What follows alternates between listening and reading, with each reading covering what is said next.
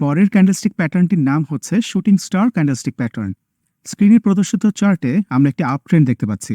এই অংশে আমরা একটি শুটিং স্টার ক্যান্ডেল দেখতে পাচ্ছি, যেটির বডির আকার অনেক ছোট এবং ক্যান্ডেলটির উপরের অংশে বড় আকারের উইক কিংবা দাগ কিংবা পিন অবস্থান করছে। এখানে ক্যান্ডেলের এই বডিটি সবুজ কিংবা লাল যে কোনো রঙের হতে পারে, অর্থাৎ ক্যান্ডেলটি বাই কিংবা সেল যে কোনো ফরমেশনই তৈরি হতে পারে। প্রাইস অ্যাকশনের ভিত্তিতে ক্যান্ডেলটিকে যদি আমরা বিশ্লেষণ করি, তাহলে ক্যান্ডেলটি প্রথমে শক্তিশালী বুলিশ ক্যান্ডেল হিসেবে মুভ করলেও মোমেন্টাম কমে আসার কারণে সেটি নিচের দিকে এসে ক্লোজ হয়, যা মূলত বুলিশ মোমেন্টাম কমে আসার সিগন্যাল দিচ্ছে। এবং একই সাথে বায়ার তাদের প্রফিট ক্লোজ করে ফেলেছে এবং নতুন করে সেলারের আধিক্য বৃদ্ধি পেয়েছে, যার কারণে ক্যান্ডেলটির নিচের দিকে এসেই ক্লোজ হয়। মনে রাখবেন, শুটিং স্টার ক্যান্ডেলস্টিক প্যাটার্নটি বেশিরভাগ সময়ই রিভার্সাল ট্রেন্ডের নির্দেশনা প্রদান করে।